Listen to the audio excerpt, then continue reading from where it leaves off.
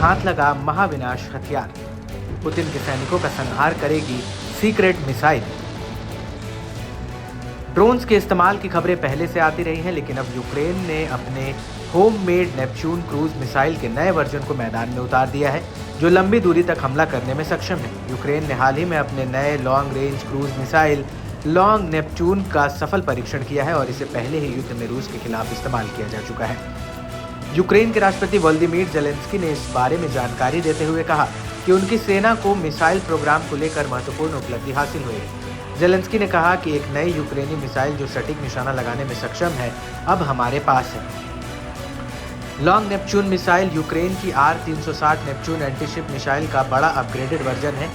यह एक truck launch subsonic missile है, जिसे पहले सिर्फ समुद्री लक्ष्यों पर हमला करने के लिए डिजाइन किया गया था। इसकी रेंज 1000 किलोमीटर यानी 620 मील तक है। पहले ये मिसाइल लगभग 200 मील तक हमला कर सकती थी, लेकिन अब इसका दायरा 1000 किलोमीटर तक बढ़ गया है। हमने अपने नए क्रूज मिसाइल का फ्लाइट टेस्ट सफलतापूर्वक किया है। फ्लाइट परफॉर्मेंस और सभी सिस्टम को टेस्ट करने के दौरान चेक कर लिया गया था। यह हमारे लिए काफ़ी अहम है, क्योंकि बुडापेस्ट मेमोरेंडम के बाद यूक्रेन के पास कोई क्रूज मिसाइल नहीं बचा था, लेकिन हमने नया मिसाइल प्रोग्राम शुरू कर दिया है।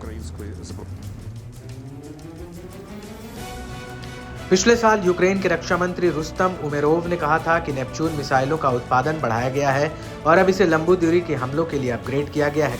यूक्रेन ने नेपच्यून मिसाइल का इस्तेमाल पहले भी रूस के महत्वपूर्ण ठिकानों पर हमला करने के लिए किया है। 2022 में यूक्रेन ने इसी मिसाइल से रूस की ब्लैक सी फ्लीट के प्रमुख युद्धपोत मॉस्कवा को नष्ट कर दिया था।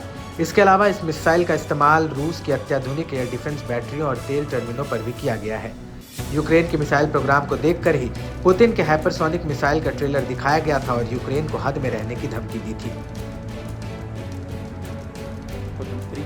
एक बार फिर मैं इस बात पर जोर देना चाहूंगा कि दुश्मन ऐसे हथियारों का इस्तेमाल कर रूस के मिलिट्री ऑपरेशन को प्रभावित नहीं कर सकता। रूस सैनिक कॉम्बैट में तेजी से आगे बढ़ रहे हैं। जो भी मिशन सामने है उसे पूरा किया जा रहा है। अमेरिका और ब्रिटिश लंबी दूरी के हथियारों के जवाब में रूस ने यूक्रेन के डिफेंस इंडस्ट्री कॉम्प्लेक्स को हमला कर तबाह कर दिया। इस दौरान रूस का नया हाइपरसोनिक मिसाइल भी टेस्ट किया गया है, जो पूरी तरह से सफल रहा। सूत्रों के हवाले से बताया गया कि लॉन्ग नेपच्यून मिसाइल का इस्तेमाल बीते हफ्ते रूस के तुआप्से शहर के एक तेल रिफाइनरी पर हमले के लिए किया गया था।